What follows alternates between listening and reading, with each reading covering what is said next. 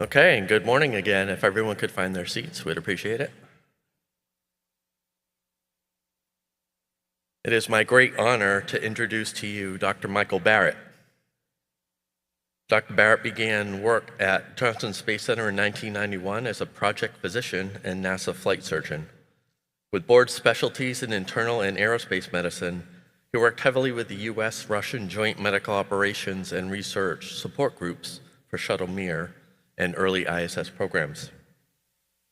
Since joining the Astronaut Corps in 2000, he has participated in 3 space flights. In 2009, Dr. Barratt served as flight engineer on Soyuz TMA-14 and for Expedition 1920. This marked the transition from 3 to 6 permanent ISS crew members. During this time, he performed 2 spacewalks. He also flew on STS-133, the final flight of the Space Shuttle Discovery, which delivered the permanent multi-purpose module and 4th Express Logistics Carrier. Most recently, Dr. Barratt launched on the ISS on March 3, 2024 as pilot of NASA's SpaceX Dragon Crew 8 mission and as U.S. segment lead for Expedition 71. Crew 8 splashed down on October 25, 2024, concluding a nearly 8-month science mission. He has spent a total of 447 days in space. Between flight activities, Dr. Barratt held various roles in the astronaut office involving medical and payload science support, and probably most importantly, served as manager of the Human Research Program from January 2012 until April of 2013. So please, let's give a round of applause for our good friend, Dr. Michael Barratt.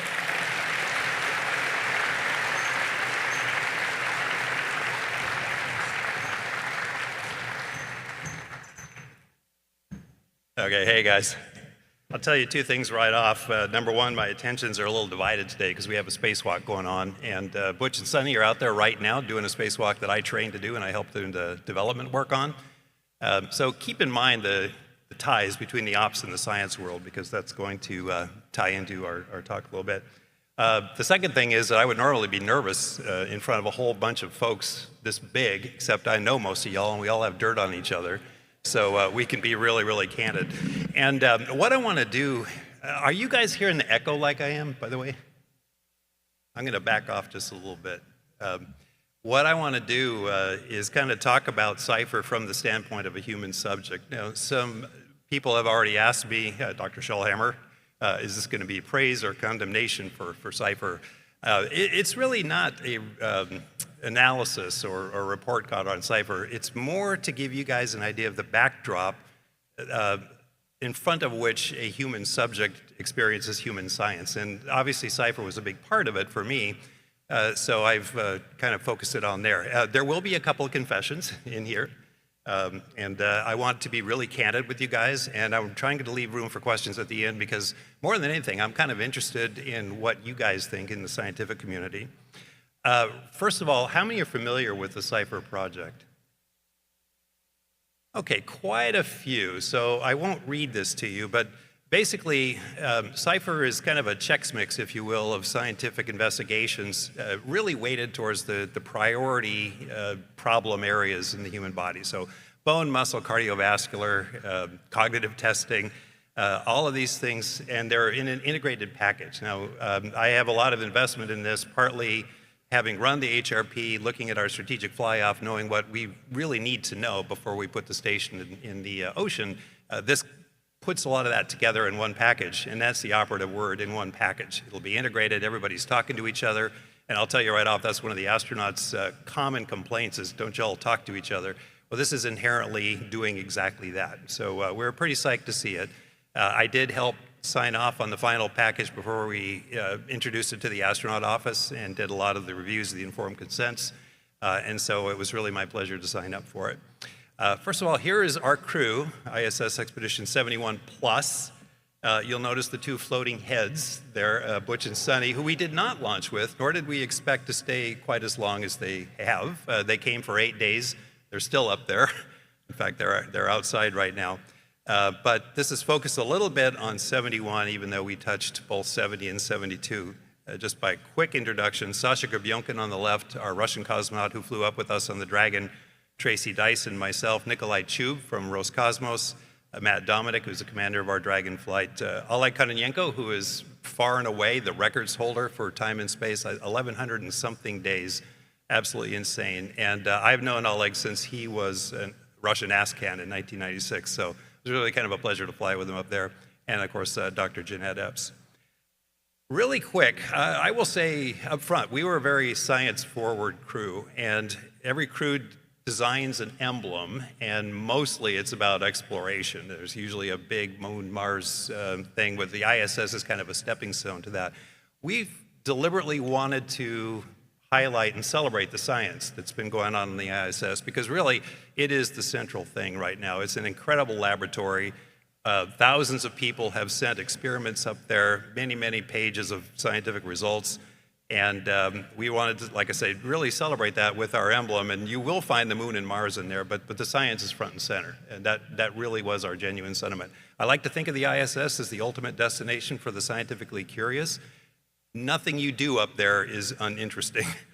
Whether it's brushing your teeth or doing a science experiment or fixing the toilet, it's very novel. It still is. And so it's just an amazing place to do science, and it will be for as long as we keep it. I won't read this to you, but just really quick, this is our expedition summary. The top, we launched March 3rd. The bottom, we landed October 25th. We were supposed to say 180 days. We were up there for 235 days. And the in-between stuff is just all the dynamic flight operations that happened. Each one of those is a line item, but I will tell you that each one of those takes days and sometimes weeks of preparation. And I don't even have the EVA preps that we have on there. So the dynamic operations really consume our headspace for much of it. And when we go to do science, we have to kind of divorce ourselves from this centrality, really, of our operational mission and go do science. We had a lot of curveballs. We had a T-shirt design that said, "Keep Expedition 71 weird." And apparently that has some political connotation, so they wouldn't let us print it. But in either case, we had a Soyuz launch abort, so it was a pad abort. They didn't actually launch right down to the wire, so that's when Tracy Dyson and her crew were coming up. The Starliner was the gift that kept on giving. When it came, it barely was able to dock, multiple system failures. We were pretty nervous about them, and of course they had pad aborts as well before they were actually able to launch. Long story short, then we had two unexpected long-duration flight crew members with a very open-ended plan. We had no idea whether the Starliner would be a safe haven, let alone a nominal ride home, and when that decision might be made. And as it turned out, that was a stuttering decision over a period of several months, to the point where we decided that if it wasn't safe for them to fly home, we would need to turn our little sedan into a station wagon and build extra seats in the Crew Dragon, so that if there was a fire or any reason to abandon the station, we had a way for them to come home in what we would call Brinkley compliant seats that would handle the loads of impact and the acceleration. And you can't imagine how much time that took. A lot of support from the ground occupational support groups. We had two aborted EVAs. I won't go into those details. One night at 2 in the morning, they called and said, "Hey, there's a Russian satellite that used to be there, and now there's a debris field. We need you guys to shelter in place now." And that was the first time we've ever done that with 3 vehicles. At the time, the Starliner was still considered a safe haven. So 3 vehicles worth of people got ready to evacuate and closed hatches and got all right. Now, fortunately, as we got a little bit closer to the event, analysis showed that we were going to miss it pretty well. But that was exciting. We have a leaking Russian segment module up there. The station's been up quite a while. And we have a little bit of disagreement between the US and Russian side on the possible failure modes of that.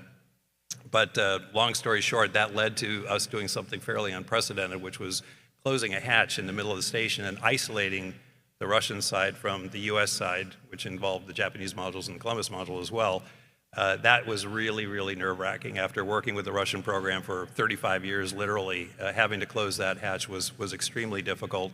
And there's much to that as well, but that occupied a lot of our headspace as well. And we pretty much failed every critical ECLS box up there. We were constantly worrying about our spares. We were often down to the last spare and had to build new spares out of old broken spares. And these are important because you get to the point where you might actually have to half demand the station if you can't get back online for food, water, CO2 scrubbing, you can imagine. So that was there as well. And then of course, when we finally were ready to come home, the weather wasn't. And so we got bonus days in space like crazy because of the high winds in the Gulf, whatever the Gulf is called now, but in the Gulf. And believe me, this is not a complete list.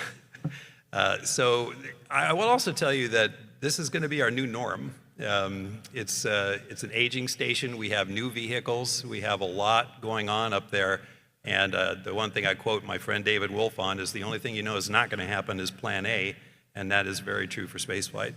I want to start with a little science summary that we cooked up to tell you that we did actually do a lot of science. We're very productive, and then I'll back up and show you how we did it. We can see Crew 8 being joyfully welcomed aboard the International Space Station.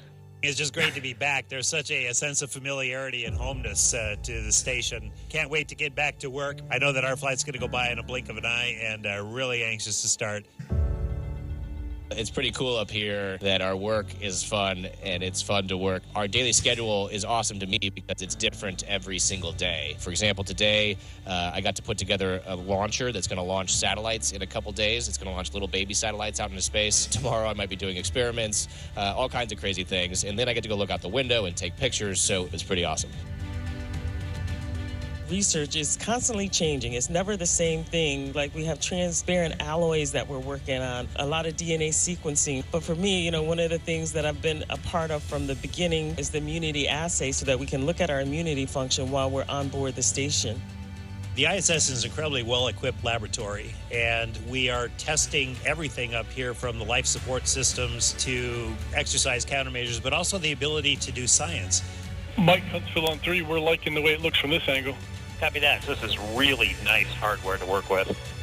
We are the hands and the eyes of all the researchers on the Earth. The other day I was working on something called the Code Atom Lab, where we can take materials and different particles and we can cool them down to some of the coolest temperatures in the universe.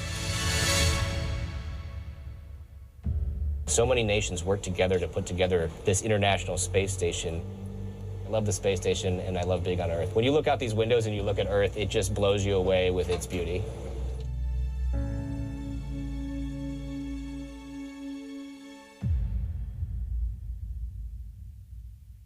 You don't have to clap for that.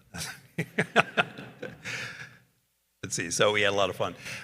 So a couple of kind of add-ons to that. If you hear an astronaut say, "This is really nice hardware," what's not said is not all hardware is nice. Kind of an understanding of how science hardware works in the ops world, boy, we can't get enough of that. The other thing, I was cut off a little bit there when I was saying that we're learning how to do science. It's not just the science payloads that we're bringing up there. What we really need to learn is how to do unplanned science. And that was kind of a thread that I was going on. So we'll talk about that a little bit as well. Okay, so why did I sign up for Cypher? As you know, I had a little bit of investment in the past. I think I've shared with some of you that I had this recurring black and white fever dream where like Ben Levine and Matthias Basner and Mark Shellhammer were showing up at my door with torches and pitchforks. Like if I didn't sign up, this was going to happen. But it was also because I had done a lot of messaging to the crew office about Cypher. As the lead medical rep formerly, people were really interested in the package and the good parts of it, the bad parts of it. I walk a very fine line in that I can't try to encourage people to sign up for science, but I have to be informative the best I can. And that's a very important role. And I think we actually have really good participation in general for human research right now. And I think the response from the crew office has been really good. But it would have been very difficult for me not to sign up, having messaged that quite a bit. And I'll just invoke the Quaker Oats clause. It was the right thing to do at the time. But I will make a couple of disclaimers real quick, and I often make these. You know, the first thing, as a medical astronaut, I'm bringing to the table, I do have my individual biases and experiences. So I bring baggage to this as well. So keep that in mind. Often what an astronaut says is given too much credence and weight. Be careful with that, especially with mine. The second thing is just my personal in-flight encounters with other people. I have flown with 48 other people besides myself now, and that's not that uncommon for folks from my era who had visiting shuttles whatnot. And as I've often said, I'm nothing if not a naturalist with a notebook. These guys all know I keep pretty meticulous notes. And one of my joys is watching people adapt to flight, especially first-time flyers. It's really quite amazing. And so I'm based kind of on a conglomerate holistic experience of crew members in various stages of experience, rookies and experienced folks. It's really quite amazing. The other point of this, though, is that there is a very wide diversity amongst the crew office in their view towards human science and pretty much everything else. And that goes for trying to value the merit of the science they're doing. Everyone's got their own biases on that. And handling the privacy, whether it's medical operations or medical science. And believe me, we have extremes at both ends. And we have to respect that. So if people really don't want to sign up, there's usually reasons. We try to explore those, but we really try not to compel, and we have to be extremely careful with that. So one just little note, really kind of kudos to the team here, honestly. The informed consent process for CIPHER and really all of the human research we did went really well. Having reviewed informed consent briefings for many years, I know how much work goes into that. Sometimes with my crew, it was probably more resembling the Senate confirmation hearings. There was a lot of drilling questions and whatnot, but that's because there was a lot of interest, and the packages were really well put together, so I really commend that. The other thing is that as I was watching my crewmates really listen to the message, the biggest selling point was a really enthusiastic PI, and whether that came in a video form or real time, which everybody really loved, that was really big. And so when you're pitching science to the crew, we need to know how interested you are in it. And a really flat affect doesn't sell very well. A really enthusiastic one does. That's somebody that you want to share results and discovery with. But in general, I think this process went extremely well. And to be real honest, I was a little bit wary of this after years of watching the CIPHER evolve. Now, pre-flight baseline data collection, I call this the adventure begins because pre-flight is really, really busy, and just like in-flight, the medical research, human research, is a part of it that in some ways is very invasive and very obtrusive while you're trying to do something hard. And believe me, the pre-flight training template, we keep making it shorter and shorter, and it keeps getting a little bit more compressed. So this is the biomonitoring suit, which is kind of fun, but I remember the first time putting it on, it was a little exasperating because it has electrodes that you depend on putting gel there and having good contact. If it's not happy, it will vibrate at you. And you really have to get attuned to that and go about your normal activity, because you need to wear this for 48 hours on board and while you're exercising. And you have to learn how to keep good contact, because you want to do good science if you're doing it. So I was kind of learning that in the gym. And I will tell you also that this does not enhance your sleep at night. That's a recurring theme. And we get tired a lot. We travel a lot, and some of our days are long.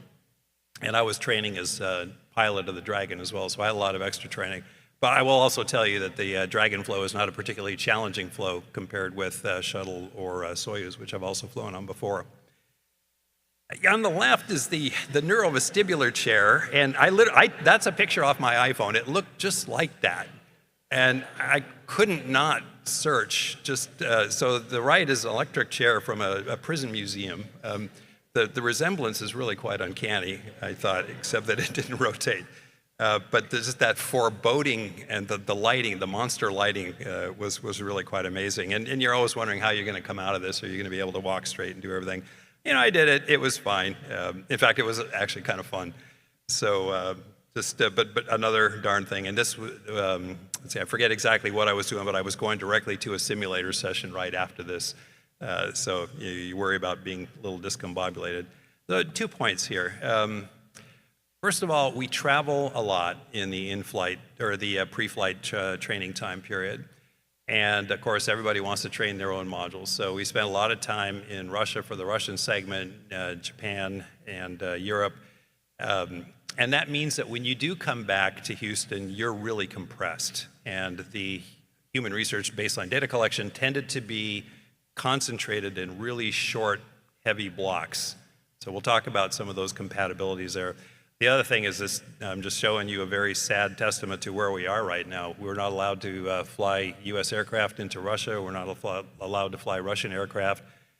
We have a couple of carriers that we can fly, and we flew into Istanbul, and then the flight to Moscow from there took 2.5 times longer because of the route we have to take. So there's a lot of geopolitical sensitivities that we're trying to navigate as we do this. I think some of you, like me, have worked with the Russian program for several decades, and that's predated many administration changes or world events. It's something that we cherish still, and we hope that this outlasts all the events that are going on right now, but something that we had to carefully navigate as we went along. And part of that travel, so this is Matt Dominic looking very excited while Cora Mickelson puts electrodes in his ears. We had EEG caps with gel in there. We had to wear those for a couple of nights in the sleep study. We weren't aware that was going to happen, and no, we actually ended up liking this investigator, Dr. Mickelson, quite well, but we were a little bit jet lagged, actually quite a bit, and not a lot of sleep on board. And then we found out this gentleman was coming at 10 at night to put these things on, have a good night's sleep after that, so which we did not. So it's one of those things. Yeah, this is my kind of my attitude towards it. We do it. We definitely do it. But I would say that for two reasons, you really need to consider it carefully. First of all, is this something the crew is going to want to do? Because we already have enough challenges to our sleeve. The second thing is how are you going to interpret that data? This is not a normal, well-rested, prepared person necessarily that you're getting that baseline data on, and it's even more so in flight. This was kind of a fun day. I got a bill for $24,636.75. And this was after, I see Dr. Bungo in motion there. This was after a couple of very detailed, somewhat invasive functional or cardiac MRIs with contrast and whatnot. And on just 2 series of that. So it was kind of interesting monetary evaluation of what these studies are like. They did identify me as a person of probable economic hardship, so they knocked the bill down to $8,622.86. I spent a lot of time on the phone trying to explain to these guys what this was before the clue bird landed on my shoulder and I turned it over to the ROI folks over in HRP. But that was a bit of a surprise, and it kind of gives me a glimpse into the complexity of the world of the folks who have to manage all of this. So hats off to you. This I call vengeance phlebotomy. You walk in and, again, I know the phlebotomist, I know all these guys, and I just looked at this tray and said, you got to be kidding. Nope, we weren't kidding. And this was common, and this wasn't the biggest set I had, and one of my crewmates had a bigger set. Now, to be sure, this is all within limits. It's all within acceptable limits. And just like in a hemorrhaging wound, a little bit of blood goes a long way. There's a certain amount of shock value, even with a few drops. And if you look, there's about 30 tubes there, and if each one is like somewhere between 4 and 7 mils, so 150 mils, how much oxygen carrying capacity is that? Not a whole lot. But you may be going directly from that to a max exercise test, which happened several times, either, some within hours and some within 24 hours. And so it may not hurt that much, your performance. It certainly will not enhance your performance, and it causes a lot of raised eyebrows with the crew.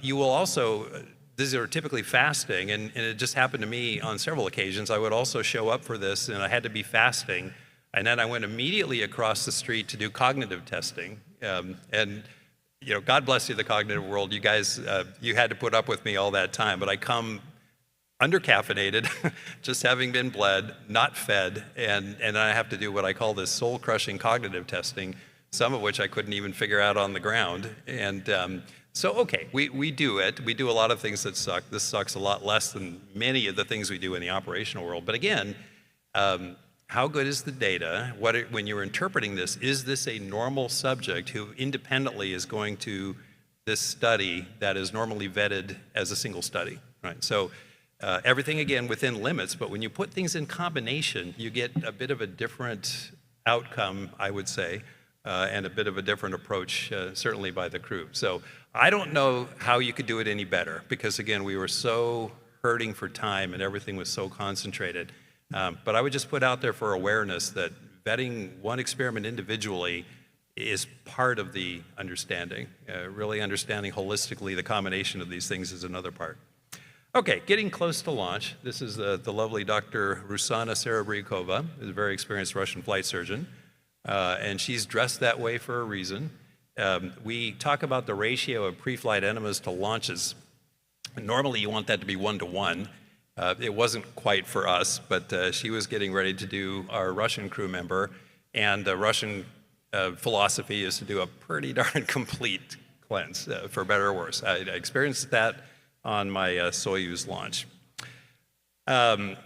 So I put out to the flight surgeons, I know there's a couple of them here, when I did a recent debrief, is it a good idea to wipe out most of your bowel flora before you go into a novel environment, change your diet, and hope that your habits are going to be okay up there?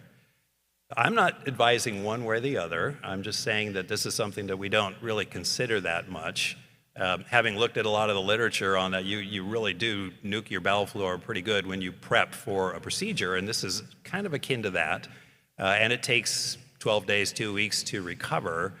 And it's not something we've really ever looked at. And every time I've been up there, as I kind of log the medical aspects of adaptation from people, I always log everybody's first poo. And sometimes it takes a while for various reasons, right? So, again, are we doing ourselves a favor here? Now, to be clear, only one study I could find that looked at the downstream metabolomic products that result from wiping out your bowel flora. It shows that there's probably some resilience in the GI system that accommodates this. Some of those metabolomic products actually maintain pretty well after this, but none of those were mapped to function. And none of those have ever been considered in space. And I think there are some habitability aspects of when people first arrive in space that it probably wouldn't be bad to look at this. Maybe we can make things better for some folks on board. And I personally believe you should never fear pooping in space, whether it's in the Dragon or the Soyuz or whatever. That we design them that way for a reason. So I'm just putting that out there. Personal habits, I said there's a spectrum of astronaut consideration for privacy. I'm kind of at this end, the left end for me, so I'm probably a little more open. Really easy on the cleansing, a little bit just to avoid that first day, but that's it. I also spend what I call quality Trendelenburg time. So you get left alone for a couple of hours before a launch. And I am a really brisk fluid shifter. I've known that forever. I don't like being upside down, whether I'm doing spacewalk practice in the NBL or hanging from the monkey bars, you name it. And I can't imagine that doesn't contribute to some of my own sand susceptibility. But I have a really brisk cardiorenal reflex. And if I just lie in Trendelenburg, well, that's still effective, which is the opposite when you actually get into weightlessness. I diurese a little bit, and I end up with a very dry suit when I arrive on orbit, and I feel really good. Some people worry about hydration, and frankly, I'm not worried about orthostatic intolerance on launch day. I'm not deconditioned. I'm really not that dehydrated. And I think that I also know other crew members who do this, by the way, more on the Russian side. But for me, that works really well. And I did not use space motion sickness prophylaxis, and I'm glad I did not, but it may or may not be good for other people. There's some data coming out soon that suggests that it probably is not, but I would use the operative word probably. So those are my pre-launch habits. This was the crew after the first launch wave off. So again, we didn't quite nail the enema to launch ratio. So everybody was like really happy. Not really. So late at night, you kind of had to doff your suit, go back in there, get weather briefings and everything. And I did not take this picture, but this pretty much represented crew morale after all that build up. Okay, launch day. Give that the prerequisite pause. There we go. Notice that I can't stand up straight here. Pilot Michael Barratt walking down the crew access arm. I'm not that short. The techs are making sure their helmet is protected on the way in. Jeanette Epps, Alexandra Govenkin are 2 mission specialists for Crew 8. 5, 4, 3, 2, 1, ignition, engines full power, and liftoff of NASA Crew 8. Go Falcon, go SpaceX, and go NASA. So it's actually a pretty gentle ride. Not quite as gentle as the Soyuz, definitely much more so than the shuttle. Just to let you know, it's kind of like a roller coaster ride with a bunch of really excited teenagers.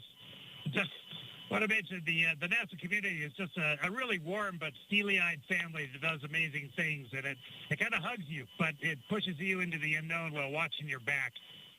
So I was kind of fortunate in a way to fly with 3 rookies, and they really were screaming like teenagers all the way up, like just, put your hands in the air. I was like, dudes, come on, we're on a rocket. But that was really, again, part of the joy of it. When that main engine cuts off, and with the Dragon, you have windows right in front of you. So all of a sudden, we could see the Earth and kind of feel the zero gravity, and it was just really electric. So it was a lot of fun. There were 30 hours or so of phasing uphill. So between launch and docking, that can be a very eventful time. For us, it was an eventful time. We had procedures. We actually had some science to do. SpaceX, in their good graces, allowed us to fly one of their Butterfly IQ ultrasound devices, and with the veno-occlusive thigh cuffs that we were carrying with the crew, we were actually able to do a little bit of science. I'm still waiting to get the imagery back, actually, from SpaceX on that. But we have some recorded data as well. So it's really nice to have a vehicle that you kind of control again, that we lost from losing the shuttle program, that we can actually do some of this immediate post-MECO science.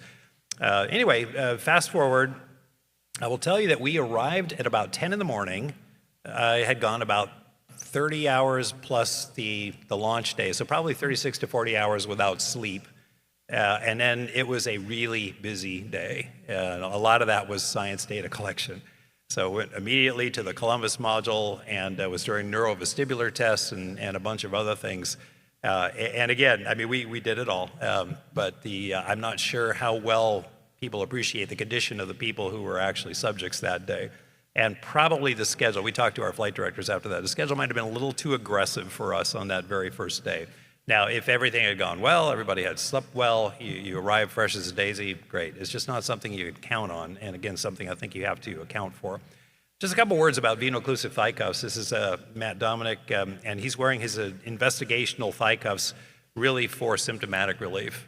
For me, I think, again, it's because I'm a brisk fluid shifter, I get a lot of value from thigh cuffs. So I use Braslets, the Russian version of that, which they've been using as a countermeasure for 40 years. Yes, 40 years, 4 decades. That's a long time. Why? Because it works. And on my shuttle flight, I actually went to Academy and I bought a couple of webbing straps, and I flew those, and they work great as well. And I had some other surrogates. I had a pair of these, and I had some Russian Braslets that I used almost throughout the mission, actually, off and on. But certainly those first few days, it really, really helped. So I'll just put that out there. It's not scientific. We do not have a really good current data set about how effective this is as a countermeasure. I will be very upfront with that. When I talked to my Russian colleagues at the Institute of Biomedical Problems, they said they did data early on and they quit doing data. They said, we know it works for some people. Why do we need to know anything more? Different philosophy, but I understand. I was very fortunate in a way in that I adapted to zero gravity a lot faster and a lot better than I did on either of the 2 shuttle flights. And I was worried about that because it had been 13 years since I had been in space, and I ain't no spring chicken, and wonder what time was going to do to that. But physiologically, I felt really good. I will say I had a little bit of nausea after the first maybe 10 minutes after MECO, and it just went away for whatever reason. And I started eating, and I docked, and I was hungry. So everybody knew I was okay because I like to eat. And that was really nice. And interestingly, some of the medical issues that I had on my first flight, which included dermatitis and low back pain, the space adaptation back pain early on, and a few other things. So yeah, cold sore outbreaks, HSV, none of that happened in 235 days. It was really quite surprising in a way. And I had a touch of olecranon bursitis on my left elbow from slipping on the ice like months earlier than this, and it was just really annoying. It resolved in 2 days in zero gravity. It just was not a problem. So yeah, believe me, there's got to be a better way to treat this stuff, but nonetheless, I was pleasantly surprised about that because at this time I was the oldest mission specialist up there. Don Pettit has smashed that record by now. What did take about as long as the last time is what I would call just behavioral adaptation, learning how to work up there. The minute I went through the hatch, I thought, okay, this is station, this is familiar, I know this. But the new tools, the ops products, everything is tablet-based right now. It's like being at dinner with my kids when they were teenagers on their phones. Everybody's like that. They allow you to work very effectively and efficiently, but it does take some getting used to. And the station is still a jungle of cables and power lines and data lines and whatnot, knowing where things are. So it definitely took a few weeks to get used to working at the pace that I really wanted to work at. I log my mistakes every day, so there was always a lot to write about in those first few days. But watching those mistakes kind of taper off, and the character of the errors I was making, I think was very insightful to me. A little bit about glove boxes and guidance. So whatever studies you're doing there, and I'm putting the glove box, but it could be any human experience or experiment. The guiders are amazing. Anytime we don't have to follow a procedure, we will take that option. And if you have a really experienced guider on the ground who can walk a crew member through steps on a private channel, it's really gold. And so we had a lot of folks from, well, the BioServe folks, I would say, are the gold standard, quite frankly, but the medical guiders were great as well. Molly, Aaron, Kimbra, you guys, you know who you are. Rachel, we really enjoyed working with you guys because A, you were really professional. You knew exactly what we needed with the camera on us. And B, it was candid calm. I remember watching this phenomenon where having a chance to not have to be so professional on open space to ground was just a joy to the crew. And we could trash talk each other, and it was great.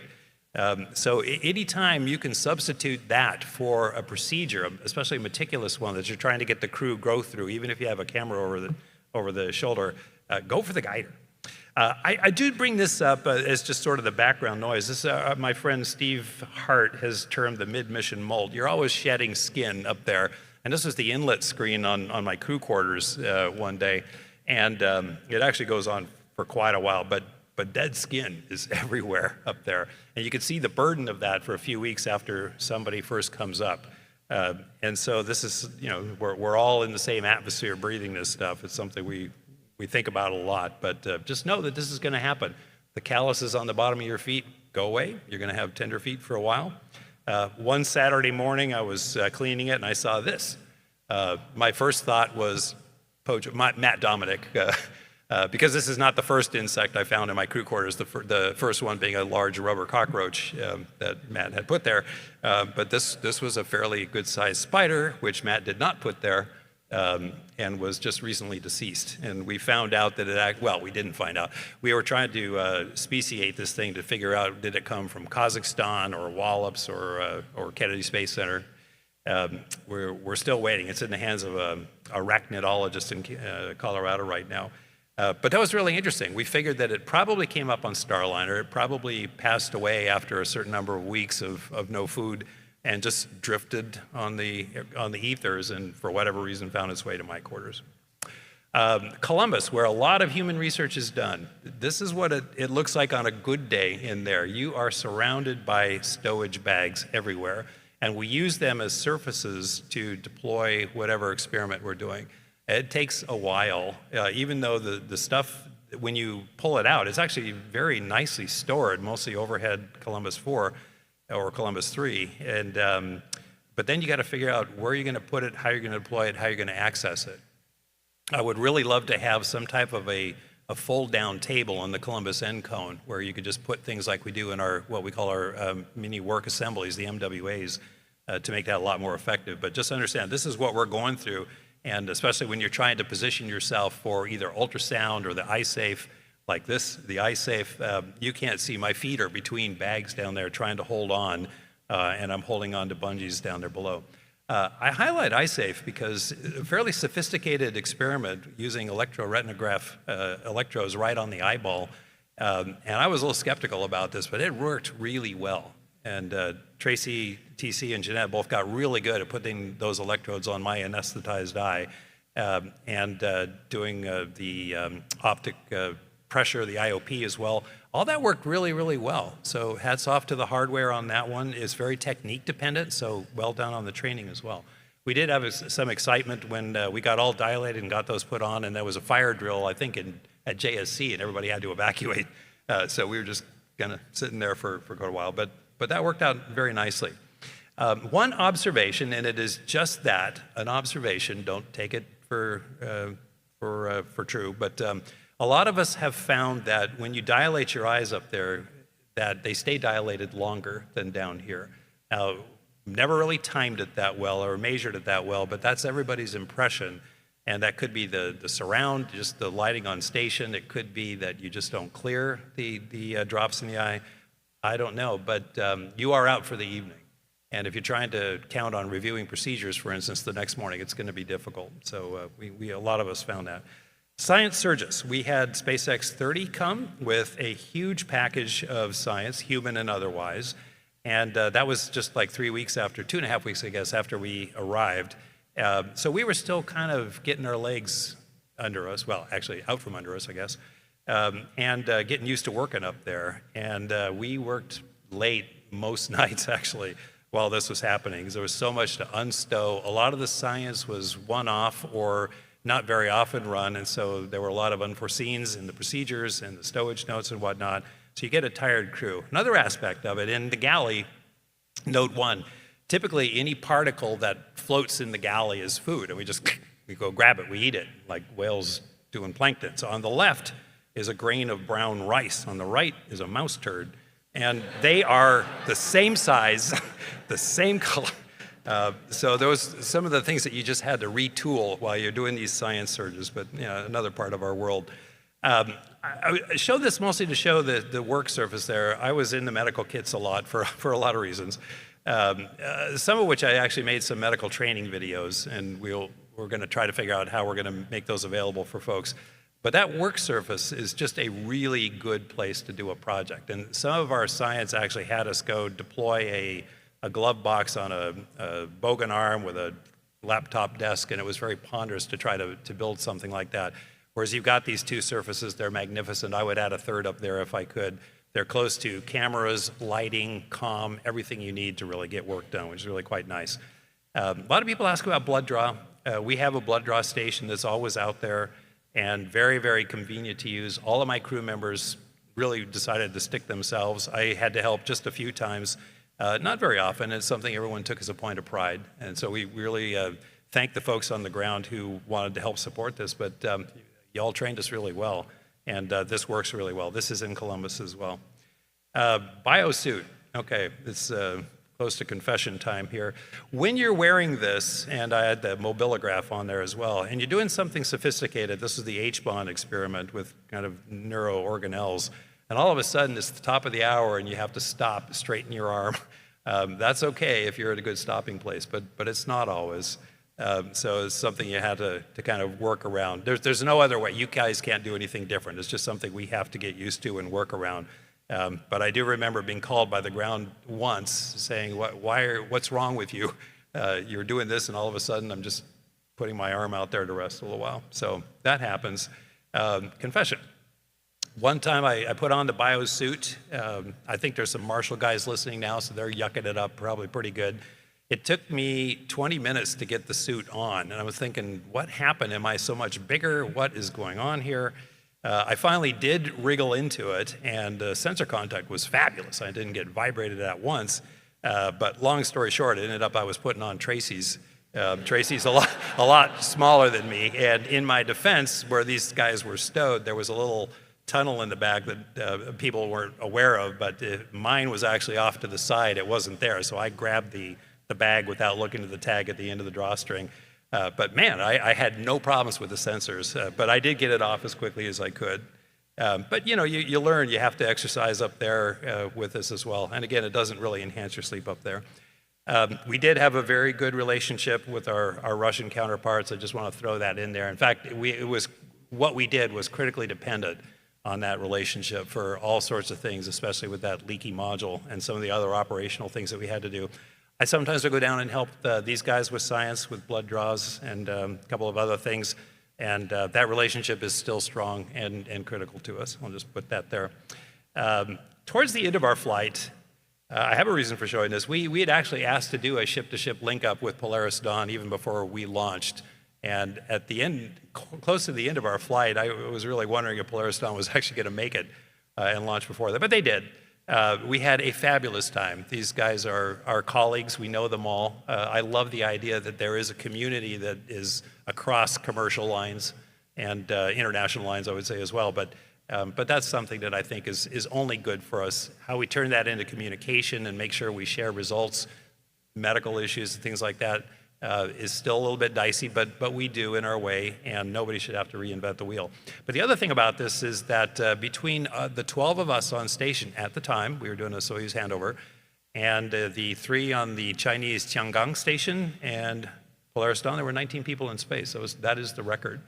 And it's interesting. I was up there when we set the first record of, I think, 13 during my first long flight, and boy, just watch this space. This number is going to go up. It's kind of exciting. All right, getting towards the end. We're getting ready to land. You can see there's a lot like an iPhone that you swipe the display is very similar to that. This is us kind of screaming in, and we waited a long time for a good weather window. And as we're coming down, we're looking up at our camera view, watching our drogues come out, our mains come out. The water was so glassy that what you're seeing there is the reflection of the clouds in the water. It was really quite remarkable. The splash was much more gentle than I expected. The motion post-landing was also very gentle, and even this, the lift, 35 minutes after we splashed down, was not provocative at all. And I was actually feeling very, very good during this time. In fact, I landed the best that I've ever landed. I felt even better than after my short shuttle flight. Now, I did medicate on the way down. And for me, I think it helped, and I landed really happy and really hungry. I will tell you that within about 2 hours of landing, I had a 5,000-calorie breakfast, and I felt really good about it. We were a little bit delayed for various reasons in getting back to Houston, but it was about 12 hours after flight. So I was just, again, feeling really, really good. Went over to do the post-flight, and because our crew duty day was unexpectedly prolonged, they said, you don't have to do this, but I did. I mean, it was a no-brainer.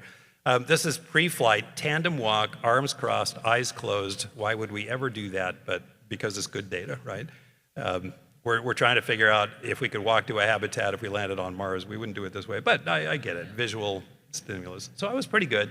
After 235 days, now, I hear you guys, but this is actually pretty good. Especially for me. I thought this was actually pretty good. Now, again, 12 hours after flight, that's a lot later than we would normally have wanted to do this. And I'm sure I would have been a lot worse a couple hours after flight, no question about it. And we certainly have a number of crew members who can't even make the effort just because of entry adaptation syndrome. But that was pretty good. And I know some of you are involved in these experiments, but I also did I did the rise from fall, and I did the, I forget what you call it, but I deployed the ladder and threw the pack, after climbing the ladder, threw the pack out, went around, got it, hiked a little bit with it, came back, did the obstacle course, I did all that stuff, and I was just flying higher than a kite.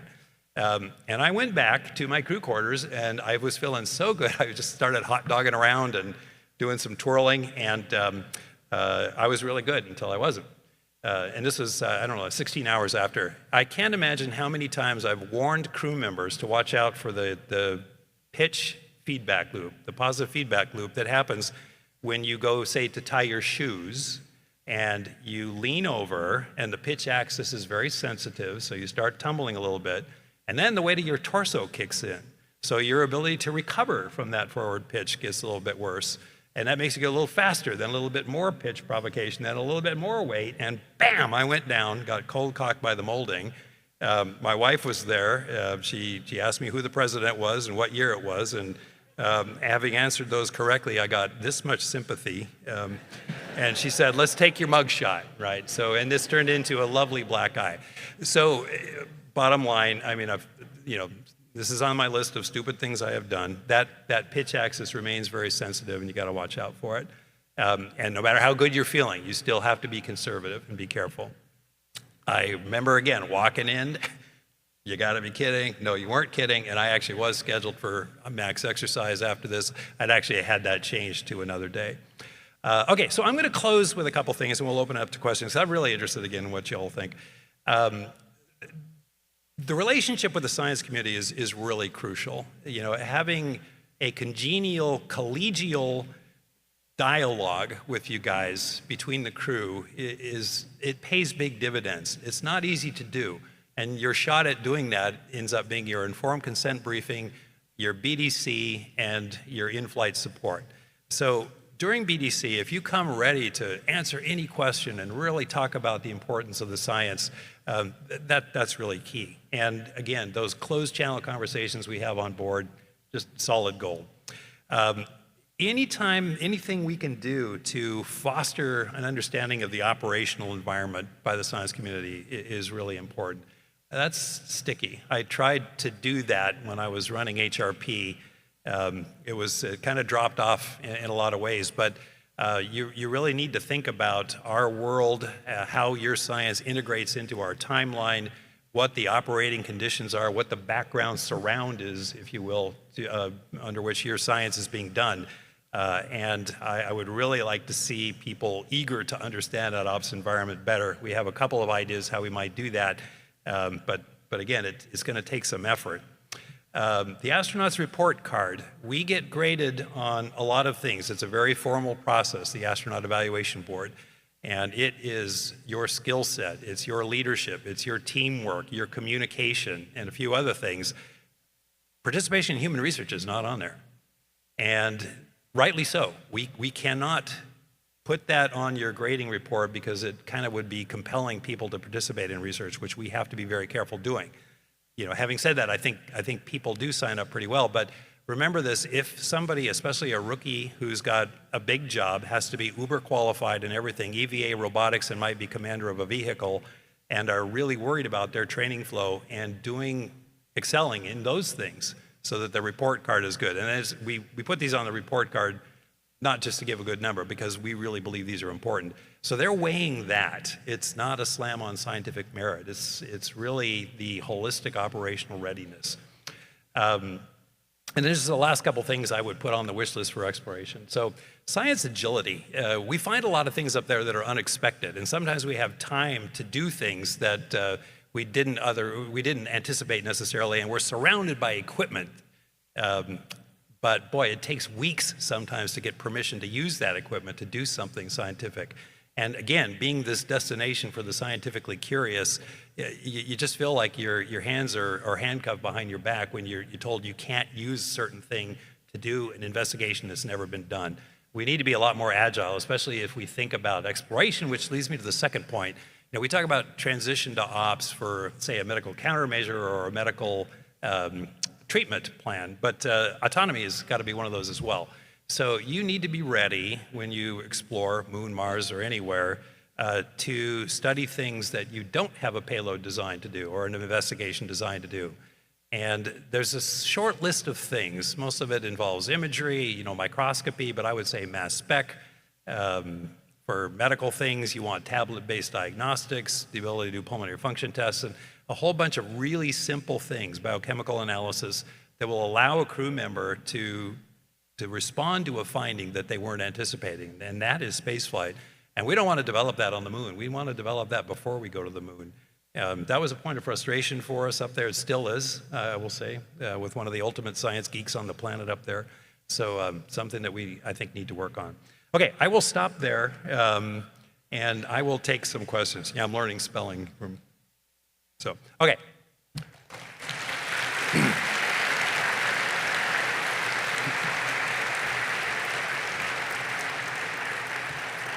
Chris. Thank you, Mike. Christopher Summers. Following up on your last slide, what would be your top 3 experiments that you have not yet done that you would like to do thinking about your science of opportunity? Well, let's see, top 3. Well, I'll tell you the top one I was trying to do. We had a lot of folks being congested sort of regionally, and I wanted to do a microscopic analysis of all the dust on the inlet filters in Node 1 and the lab and everywhere and try to see what that distribution pattern was like. We had this magnificent microscope out in the lab, and we couldn't use it. So that would have been one I wanted to do right away.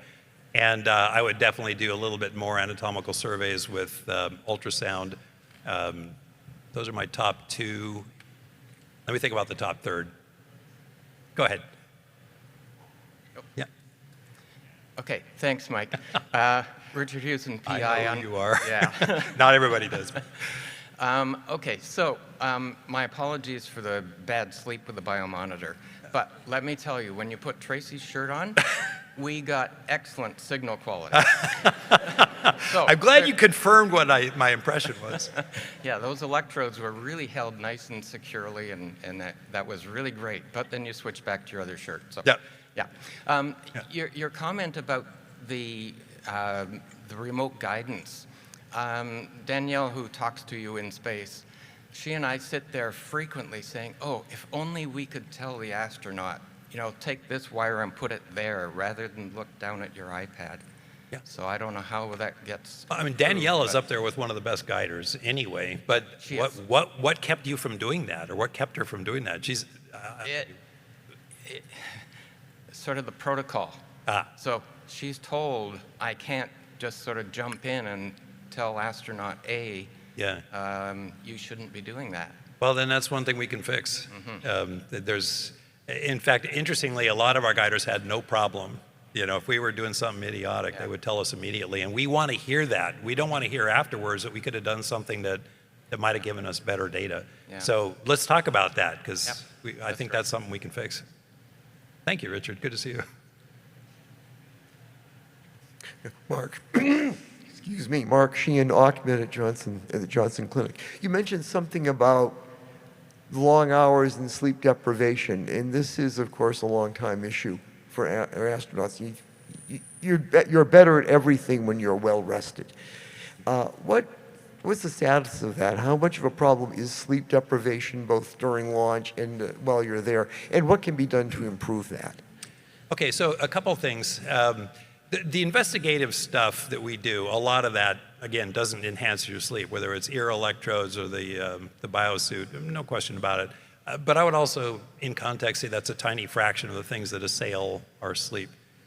So two aspects of that. It's another impression, which I've had for a long time, and I try not to solicit from others, that you need less sleep for the same level of alertness up there. I was told that by two of my crewmates without even prompting, not even asking the question. So we get by okay in spite of that. In general, that's not so bad. And then the other aspect of that is a lot of the sleep deprivation is self-inflicted. When you get to the end of the day and there's something you really want to do, you're going to stay up late to do it. So I would say that's a large fraction that people may not account for so much and might blame the environment. Other than that, it's just the standard stuff. You need crew quarters that are quiet. That's the main thing, and you need a schedule that supports it. I would like to see lower use of sleepers up there, honestly, but sometimes that's because things are just a bit too loud. So, yeah. Hello. Surprise. Hello. We're getting left out in the end. Yeah. Sorry about that. I'm sorry. No, it's all right. I'm Helen Schell, artist. You were talking about science agility and a desire to do greater activities. Is there a desire to do creative and artistic activities up there? Well, absolutely. I think, my mission and the mission that's going on now is a great example of that. Matt Dominic was incredibly artistic with the photo imagery he did, and he had an outreach of millions of people who were following what he was doing. He's very artistic, and his mentor, Don Pettit, who's up there right now, is incredibly artistic. He's kind of branched out into poetry recently, but he's a master at imagery. So we have the tools, we have the time, and for those that want to do it, it's absolutely encouraged and enabled. Excellent. Thank you. Hi, Dr. Barratt. On to your other side, right here. Sorry. My name is Mahir. I'm a medical student at Baylor College of Medicine, and I noticed in all your pictures up on the ISS, you were fully clean shaven, and I was wondering, how do y'all shave up in space? Wow, I probably didn't show you all the other pictures then, because typically I did it like every second or third day. Electric razor is really the best. Some people start blades and they move to electric. It's just easy to do, and you do it close to a fan inlet, and it works out quite nicely. So all the hair just gets sucked into the fan? That's the hope. This is what we call a citizenship issue. You want to do it close to a fan, not out in an open cabin. But yeah, just go electric. Thank you. Okay, let's go in the middle here, and then I'll go back there. Hi, Dr. Barratt. It was so nice to hear all your words and hear you be so candid and humorous about all your experiences in space. My name is Zahava, or ZZ, and I'm also a med student in my final year. Right. Very interested in aerospace medicine. And I was wondering if you could go back to yourself in your last year of med school, if there's anything you would tell yourself about all the things you've seen, and if you have any advice for anyone wanting to embark on this very exciting field. Well, you know, there was not a really clear path back then. There was no internet back then. You had to actually call people and talk to them and kind of be aggressive about finding things. I deliberately went into internal medicine because I thought it would help me learn pathophysiology before doing aerospace. In retrospect, I wish I had done combined internal and ER just to help with a little bit more operational skills. But having come here, I've seen a lot of people with very diverse backgrounds, and it makes us stronger. So I would say find the medical specialty that you want, combine it with aerospace, because that knowledge set really is important, and then see which way the wind is blowing when you're done, because things are changing very quickly. But you know, the enthusiasm you have right now, I had to explain to people why on earth I was even considering that. People thought I was crazy. So you're in a much more friendly environment in a way. So it's great to see medical students here, by the way. Thank you. All right. Mike, I want to thank you for doing this. As you've pointed out, this is invaluable for the scientific community to hear from the crews. So thank you for being a CIPHER participant. Thank you for everything else you've done. My message as an investigator is to the crew to make sure that we do it individually when we see them, but I think as a group, our appreciation for what the crew does, and we are mindful of all the other tasks that they have to do, and I know we seem to take up a lot of that time and be pretty oppressive with that, but we do have the human understanding for that. So my other request for the crew is, because we are prohibited from contacting the crew, and rightly so. I mean, you guys are booked from 36 hours a day. But if there are questions, concerns, or comments, or anything else, the street the other way is wide open, and I think that's something I'd like to express to the office in general. And then one last thing, because they're about to take you off the stage there, is can we talk later about your payment plan? Sure. Okay, message received, and as you know, I'm not shy about contacting you guys, and I'll try to pass that on. Okay, go ahead. Hey, Mike. Smith Johnston, Woodstock, Georgia, retired. Smith who? I can't remember my last name. Good to see you, Smith. Good to see you, buddy. Your comments on obtaining a spinal tap in orbit. You could definitely do it. Again, it's always, is the juice worth the squeeze? Is it the right thing to do there? And gosh, how long has it been? 15 years we've been having the discussion on implantable device versus doing a tap. You need someone who's been doing it a lot recently, but astronauts tend to have good landmarks, and you can bend them in strange and unusual ways up there, and there's no reason you wouldn't be able to do it.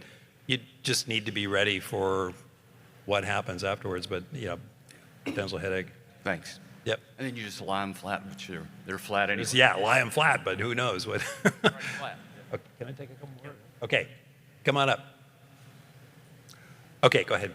My name is Jake Morellis with Aviar Technology, and my business is XR. But just for a moment though, I do want to say that sitting over here at the side of the room, I couldn't tell whether you said that you prep for space flight or crap for space flight. Prep.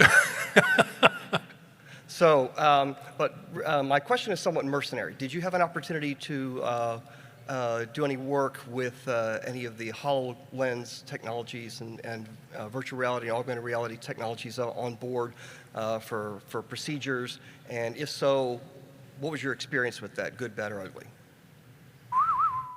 I did not on board. I did pre-flight. I did a lot of evaluation with them pre-flight. So I'll try to marry those two experiences. When you're doing a procedure, you really want a really good visual path to your work, what you're doing. And my impression was that the HoloLenses were a little bit in the way of that. And the alternative, now for some people they love it. It was probably more of a newer generation of folks. But with the current tools, if I have a tablet right there and my work right here, and I can just do this, that's probably what I want, because the tablet is so multifunctional that it can support all sorts of product activity. Mm-hmm. But that's my limited experience without having the direct experience. Okay. So. Thank you. You're welcome. Hi, Michael. My name is David Kipp from ANU, Australia. You are, as a medical expert, astronaut, maybe a little bit away, but I'm interested about your private times during the flight time over there. When you have a private time before you sleep, I'm sure you might talk to your wife or family stuff, but beyond that, anything else do you do to calm down, mentally stable? I'm not sure I ever calmed down during the flight. This was a very hands-on flight. I flew as the U.S. segment lead, and I had to work with my counterpart on the Russian side pretty much every day. All of those, what I call the curveball events that happened to us, took a huge amount of time, and I actually took several personal projects to do. I did none of them because of that. So admittedly, I landed a little bit mentally tired because of that. Any time that I had that I wanted to just unwind, I would go to a window. I'd look at the Earth and I would play Mongolian metal. Wow. So. That's great. Thanks. Yep. Hi, Mike. My name is Sam. I'm a high school student. I'm currently working on an otoscope for the International Space Station. Cool. My main question was if you experienced any hearing loss or hearing deterioration during your time on board. Yes, I did. So interestingly, we do this thing, on-orbit hearing assessment, and my hearing got worse after that, always. Why? Because for some people, I'm one of them, we get ceruminous impactions of their earwax, and when you put that UHA probe in there, it just pushes it a lot further down. So it was kind of weird to assess your hearing, and you get done with that, and you can't hear very well. So I have built some devices to help disimpact people's ears. But that's why. There's nothing to do with zero gravity per se. Maybe that is, but not a really big space phenomenon, easily addressed. Okay, thank you very much. And it's still really noisy up there. Okay, we'll go there, and then whenever he gets me off, we'll stop. Hi, Dr. Barratt. My name's Shane. I'm an intern at JSC and a prospective medical student. I had a question and a request. The request is I'd love an autograph if you can stick around for a sec after. 1 sec, because there's like 1,000 of you. But. Of course. I was wondering if you could talk about your experience with space food and how that changed throughout your different flights. Well, I'm probably not a good guy to ask, right? Because I eat anything that moves, and I'm well known for that. The space station is the best place to eat off the planet. It's never been better, and it's never going to be better. You know, you have all the international partners, so we have European food, Japanese food, Russian food. Some of that is to die for. We've got a really wide variety of menu items, and some off the shelf, and we get cargo vehicles about every 8 weeks, which bring you fresh food. We always share that as a crew. My first flight, I started I was probably settled out at 4,500 calories a day. This one, it was like 3,200 calories a day. I got no problems with the chow up there. In fact, I would tell you that if anybody complains about the food on station, tell them Barratt says they're full of baloney, because once we break orbit and go to the moon, go to Mars, it's gonna get worse. It's really good. Favorite space food meal? Man, I liked a lot. You know, everybody loves shrimp cocktail. The Russian stews, lamb stew is amazing. The fish that we have up there now is really, really good. Curries, things that are really flavorful and savory. Yeah, food is good. Thank you. All right, hello. My name is Will, and I'm a high schooler from Buffalo, New York. Wow. Wow. Yeah, it's pretty far. I'm here working with the NASA Hunch program as a high schooler to create a project to improve mental health. So our project is a sleeping mask that implements multiple treatments to try to make the environment around your head, nice and comfortable. So can I list a couple things and ask your opinion on how you would feel about them? Sure. Okay, so remember, I'm an N of 1, though, and my opinions are free and worth every penny. So don't take it too far. Okay. Okay. All right. So one of the aspects of our sleeping mask is it's actually a hat, very comfortable hat made out of like silk that goes all the way around. And in the folds, we have these non-invasive kind of headphones. They don't go in your ear, but lay on top of them. And I would like to know if you would be interested in wearing something like that on the space station that could play some slow instrumental music or brown noise or something like that to block out the kind of noise you were talking about being up there. Sure. So again, personally, I sometimes, so it depends on who you ask. As the U.S. segment lead, I was in a crew quarters that had a speaker in there so that if alarms went off or comm came, then I would hear it. Didn't always work, so I opted never to put anything in my ears for sleep because I really needed to hear the comm or caution alarms, which were kind of quiet sometimes. Once we got more crew members up there and we got to the point where I could share that responsibility, then I would use a noise-canceling headphone, and it really helped. Just cutting out the background noise was a huge help. So yeah, you could do that without the silk band, but for some people, they did like kind of a sensation of pressure on their head against the back. It kind of felt like the head on a pillow. So some people would absolutely do that. So I don't know if you're familiar with Orbeez. They're kind of little plastic balls. You drop them in water, they blow up like 10 times, and they're like these gel balls. Mm-hmm. We kind of filled the front of our mask with that to be, I guess if you don't know them, I don't know if you know if they'd be comfortable, but the idea is to have that hat and connected to that, this mask with Orbeez that has elastic attaching in the back. Do you think something that's like a hat over your head with a mask attached to the front would be something that you would wear, or is that too bulky? It's not too bulky. Bulk doesn't matter that much up there. Some people absolutely would.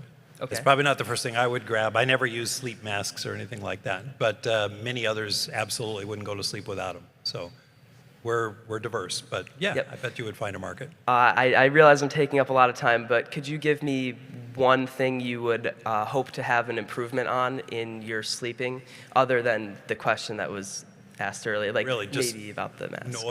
Noise. Yeah, cutting down the background noise is the biggest thing you could do. All right, thank you so much. Okay. I'm going to be right here, if that's okay, afterwards. So if you want to come up and ask your question real quick, and he's going to kick me off. So thank you, Steve.